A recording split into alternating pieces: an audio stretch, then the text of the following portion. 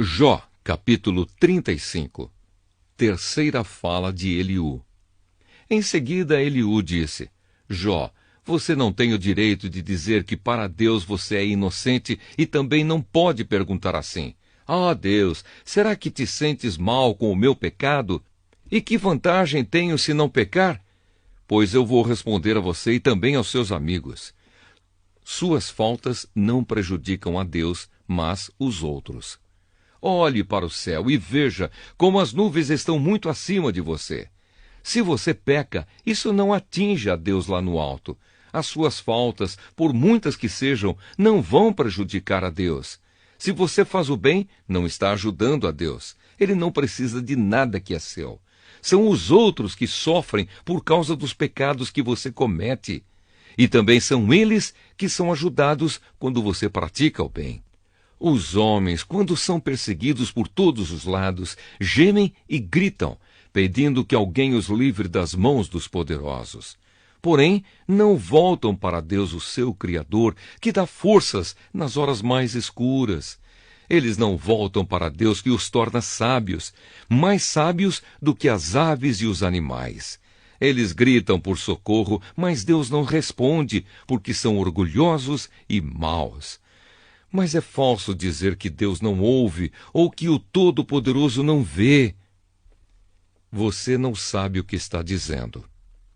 Jó, você diz que não pode ver a Deus, mas espere com paciência, pois a sua causa está com ele. Você pensa que Deus não castiga, que ele não presta muita atenção no pecado? Não adianta nada continuar o seu discurso. Você fala muito, porém não sabe o que está dizendo.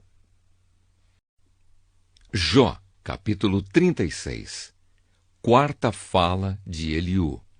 Eliú continuou a falar. Ele disse: Jó, tenha um pouco mais de paciência, pois ainda vou lhe mostrar que tenho outras coisas a dizer a favor de Deus. Usarei os meus profundos conhecimentos para mostrar que Deus, o meu Criador, é justo. Tudo o que vou dizer é verdade. Quem está falando com você é realmente um sábio. Deus protege e Deus castiga. Como Deus é poderoso, Ele não despreza ninguém. Deus sabe todas as coisas. Ele não deixa que os maus continuem vivendo e sempre trata os pobres com justiça. Deus protege os homens corretos, deixa que eles governem como reis e assim têm uma alta posição para sempre. Mas se alguns são presos com correntes ou são amarrados com as cordas dos sofrimentos, então Deus lhes mostra que isso é por causa do que fizeram, que é o castigo pelos seus pecados e pelo seu orgulho. Deus faz com que escutem os seus avisos e manda que abandonem o pecado. Se obedecem a Deus e o adoram, então têm paz e prosperidade até o fim da vida. Mas se não se importam com Deus, então morrem na ignorância, atravessam o rio e entram no mundo dos mortos. Aqueles que têm um coração perverso guardam raiva, e mesmo quando são castigados, não clamam pedindo socorro. Desonram o seu corpo entre si e morrem em plena mocidade. Mas Deus nos ensina por meio do sofrimento e usa a aflição para abrir os nossos olhos. Você está sofrendo por causa da sua maldade. Jó, Deus o livrou dos perigos e o deixou viver em segurança. À sua mesa sempre se comeu do bom e do melhor, mas você foi julgado e condenado, e agora está recebendo o castigo que merece. Cuidado, não aceite dinheiro para torcer a justiça, não deixe que as muitas riquezas o seduzam. Não adianta nada gritar pedindo socorro, todo o seu poder não tem nenhum valor agora. Não fique desejando que chegue a noite em que as nações serão destruídas. Você está sofrendo por causa da sua maldade. Cuidado, não se volte para ela. Como é grande o poder de Deus! Como é grande o poder de Deus! Quem é capaz de governar tão bem como Ele? Ninguém pode dar ordens a Deus, nem acusá-lo de praticar o mal. O mundo inteiro o louva pelo que ele faz, e você também não esqueça de louvá-lo. Mesmo de longe, todos nós vemos e admiramos o que Deus está fazendo. Ele é grande demais para que o possamos conhecer. Nós não podemos calcular quantos anos já viveu. O poder e a majestade de Deus. Deus faz com que a água da terra suba para um depósito e depois a transforma em gotas de chuva. As nuvens derramam a água que cai em aguaceiro sobre a terra. Quem entende o movimento das nuvens ou o barulho dos trovões no céu onde Deus mora? Deus espalha relâmpagos em volta de si, mas o fundo do mar continua escuro. É assim que Deus alimenta os povos e lhes dá comida à vontade. Ele pega o raio com as mãos e manda que atinja o alvo. O gado sente que a tempestade está perto e o trovão avisa que ela vem aí. Jó, capítulo 37. A tempestade me faz bater o coração como se ele fosse pular para fora do peito. Escutem o estrondo da voz de Deus, o trovão que sai da sua boca. Ele solta relâmpagos por todos os lados do céu e de uma ponta da terra até a outra. Então ouve-se o rugido da sua voz, o forte barulho do trovão. E durante todo o tempo os relâmpagos não param de cair. Deus troveja com a sua voz maravilhosa. Ele faz grandes coisas que não podemos compreender. Deus manda que caia neve sobre a terra e também fortes pancadas de chuva. Assim, faz com que as pessoas fiquem em casa sem poderem trabalhar, para que todos saibam que é Ele quem age. Os animais entram nas suas tocas e ali ficam escondidos. As tempestades violentas vêm do sul e o frio vem do norte.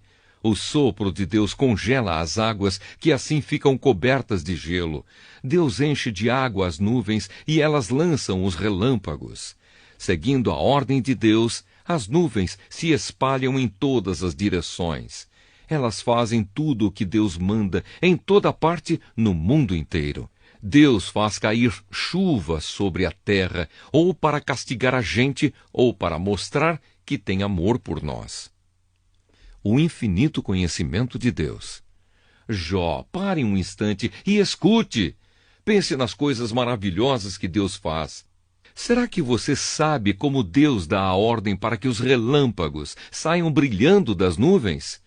Você sabe como as nuvens ficam suspensas no ar? Isso é uma prova do infinito conhecimento de Deus. Será que você, que fica sufocado de calor na sua roupa antes de vir a tempestade de areia trazida pelo vento sul, será que você pode ajudar Deus a estender o céu e fazer com que fique duro como uma placa de metal fundido? Ensine-nos o que devemos dizer a Ele, pois não somos capazes de pensar com clareza.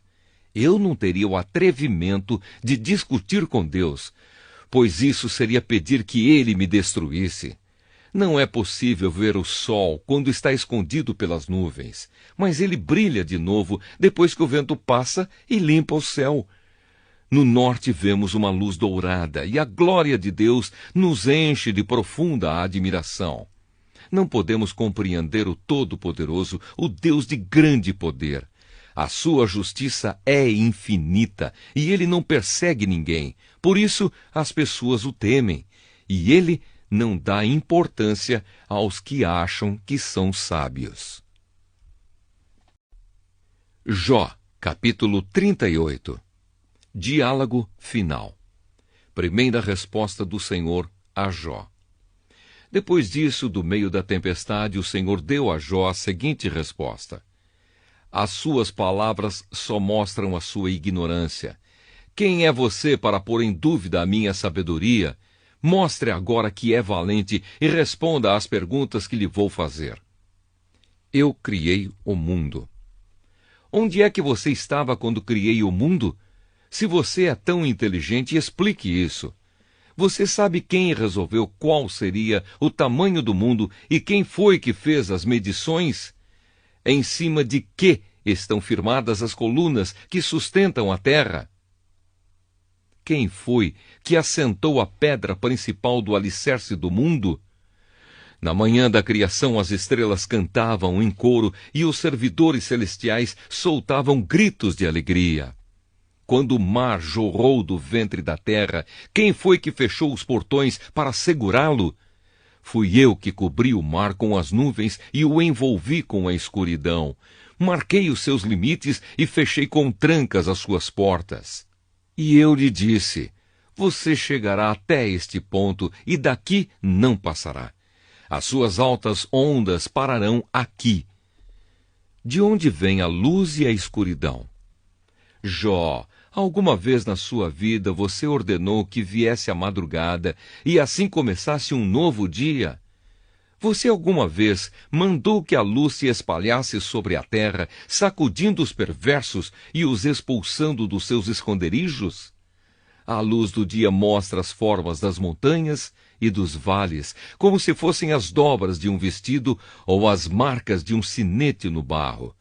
Essa luz é clara demais para os perversos e os impede de praticar a violência. Jó, você já visitou as nascentes do mar? Já passeou pelo fundo do oceano? Alguém já lhe mostrou os portões do mundo dos mortos, aquele mundo de escuridão sem fim? Você tem alguma ideia da largura da terra?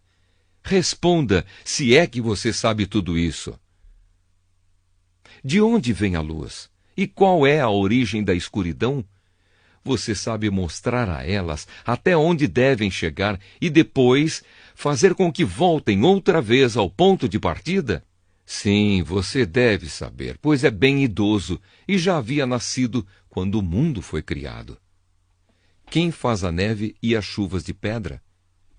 Você alguma vez visitou os depósitos onde eu guardo a neve e as chuvas de pedra que ficam reservadas para tempos de sofrimento e para dias de lutas e de guerras? Você já esteve no lugar onde nasce o sol ou no ponto onde começa a soprar o vento leste? Quem faz a chuva, o orvalho, a geada e o gelo?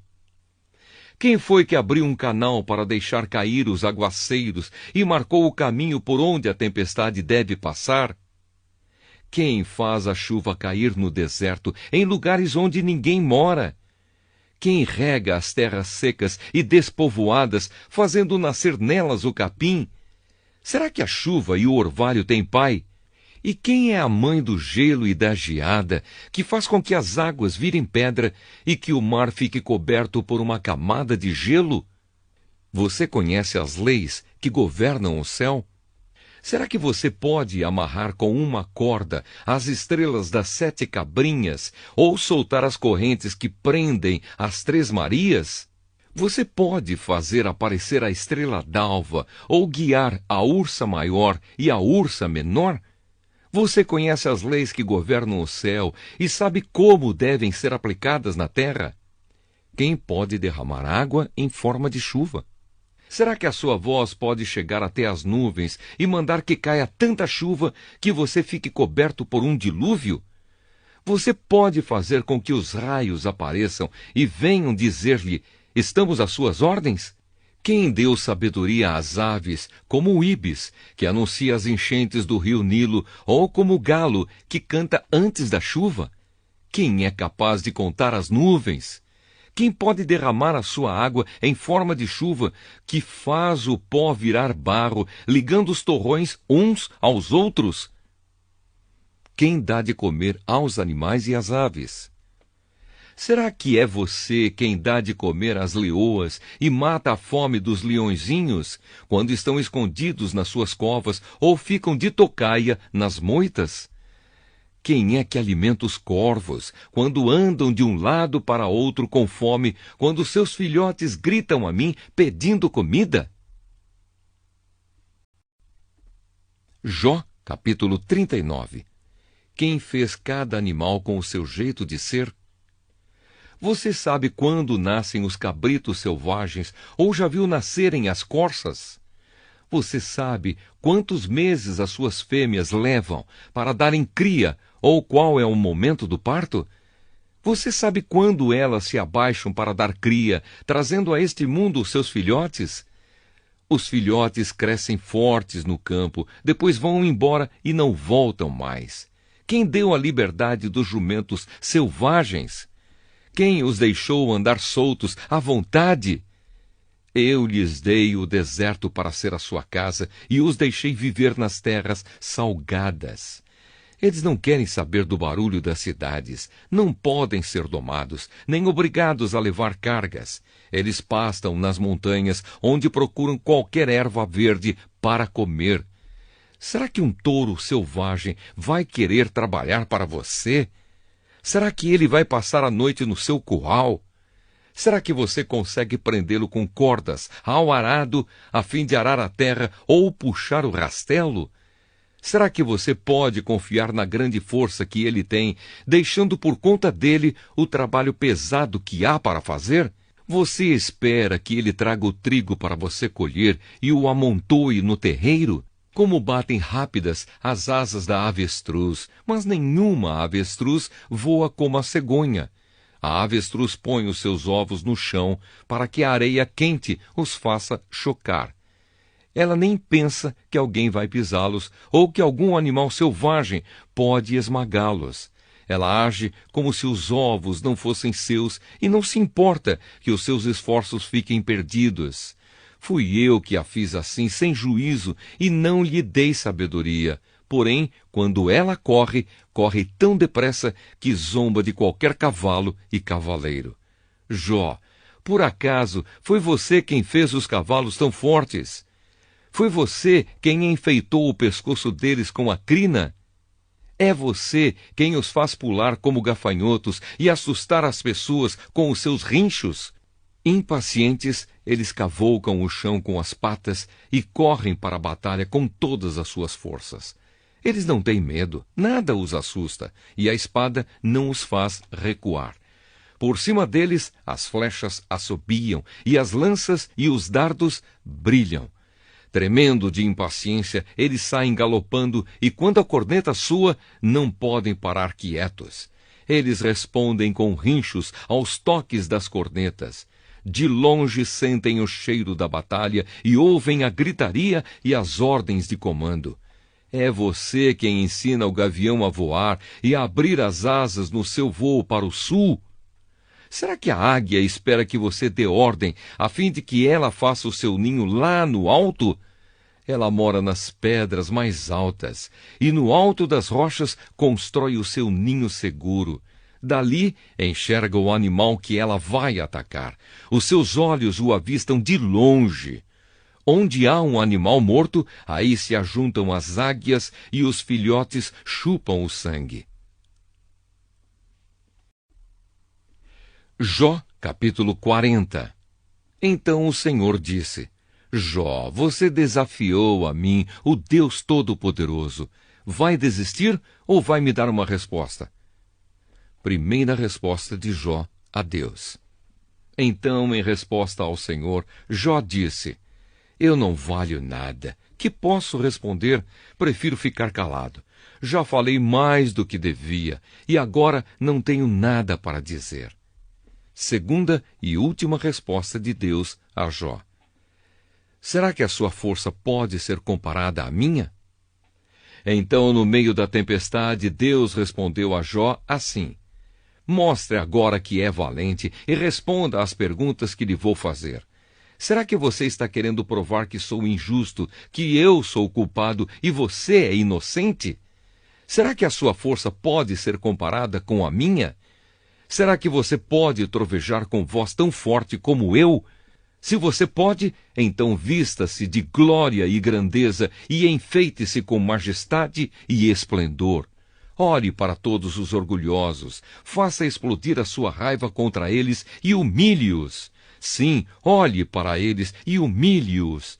Esmague os perversos no lugar onde estão. Sepulte-os todos na terra. Amarre-os na prisão dos mortos. Se você fizer isso, eu serei o primeiro a louvá-lo e a reconhecer que você venceu pelas suas próprias forças. Quem é capaz de agarrar o monstro Behemote? Olhe para o monstro Behemote, que eu criei, como também criei você. Ele come capim como boi, mas veja quanta força tem e como são poderosos os seus músculos. O seu rabo levantado é duro como um galho de cedro, e nos músculos das suas pernas ele tem muita força. Os seus ossos são fortes como canos de bronze, e as suas pernas são como barras de ferro. Ele é a mais espantosa das minhas criaturas. Só eu, o seu Criador, sou capaz de vencê-lo. O capim que o alimenta cresce nas montanhas, onde as feras se divertem. Ele se deita debaixo dos espinheiros e se esconde no brejo entre as taboas. Os espinheiros lhe dão sombra, os salgueiros do ribeirão o rodeiam. Se há uma enchente, ele não se assusta, e fica tranquilo mesmo que a água do rio Jordão suba até o seu focinho. Quem é capaz de cegá-lo e agarrá-lo, ou de prender o seu focinho numa armadilha? Jó, capítulo 41. Quem pode enfrentar o monstro Leviatã? E quanto ao monstro Leviatã, será que você pode pescá-lo com um anzol ou amarrar a sua língua com uma corda? Você é capaz de passar uma corda pelo nariz dele ou furar o seu queixo com um gancho? Será que ele vai pedir que você o solte ou implorar que tenha dó dele? Será que ele vai fazer um trato com você, prometendo trabalhar para você o resto da vida? Será que você vai brincar com ele como se fosse um passarinho? Você vai amarrá-lo a fim de servir como um brinquedo para suas empregadas? Será ele vendido por um grupo de pescadores? Será que para isso o cortarão em pedaços? Será que você pode enterrar lanças no seu couro ou fincar arpões de pesca na sua cabeça? Tente encostar a mão nele e será uma vez só, pois você nunca mais esquecerá a luta. Só de olhar para o monstro Leviatã, as pessoas perdem toda a coragem e desmaiam de medo. Se alguém o provoca, ele fica furioso. Quem se arriscaria a desafiá-lo? Quem pode enfrentá-lo sem sair ferido? Ninguém, no mundo inteiro. Agora vou falar das pernas do Leviatã, do seu tamanho e da sua força sem igual. Quem pode arrancar o couro que o cobre ou furar a sua dupla couraça? Quem é capaz de fazê-lo abrir a sua queixada rodeada de dentes terríveis? As suas costas são cobertas de fileiras de escamas ligadas umas com as outras e duras como pedras. Estão coladas tão bem umas nas outras que nem o ar passa entre elas. Estão ligadas entre si bem coladas, de modo que ninguém pode separá-las. Quando o Leviatã espirra, saem faíscas. Os seus olhos brilham como o sol ao amanhecer. A sua boca lança chamas, e dela saltam faíscas de fogo. O seu nariz solta fumaça, como a de galhos que queimam debaixo de uma panela. O seu sopro acende o fogo, e da sua boca saem chamas. A sua força está no pescoço, e a cara dele mete medo em todo o mundo. No seu couro não existe ponto fraco. Ele é firme e duro como ferro. O seu coração cruel não tem medo. É duro como uma pedra de moinho. Quando ele se levanta, até os mais fortes ficam apavorados. O medo os impede de agir. Não há espada que consiga feri-lo, nem lança, nem flecha, nem arpão. Para ele, o ferro é como palha, e o bronze como pau podre. As flechas não o fazem fugir. Jogar pedras nele é como jogar capim. Bater nele com um porrete é o mesmo que bater com uma torcida de palha. Ele zomba dos homens que lhe atiram lanças. A sua barriga é coberta de cacos pontudos que reviram a lama como se fossem uma grade de ferro. Ele agita o mar e o faz ficar como água que ferve na panela, como óleo fervendo no caldeirão. Ele vai deixando na água um rastro luminoso, como se o mar tivesse uma cabeleira branca. Não há nada neste mundo que se compare com ele, pois foi feito para não ter medo. O Leviatã olha para tudo com desprezo, e entre todas as feras orgulhosas, ele é rei. Jó, capítulo 42. Última resposta de Jó a Deus. Então, em resposta ao Senhor, Jó disse: Eu reconheço que para ti nada é impossível e que nenhum dos teus planos pode ser impedido. Tu me perguntaste como me atrevi a pôr em dúvida a tua sabedoria, visto que sou tão ignorante. É que falei de coisas que eu não compreendia, coisas que eram maravilhosas demais para mim e que eu não podia entender. Tu me mandaste escutar o que estavas dizendo e responder às tuas perguntas. Antes eu te conhecia só por ouvir falar, mas agora eu te vejo com os meus próprios olhos.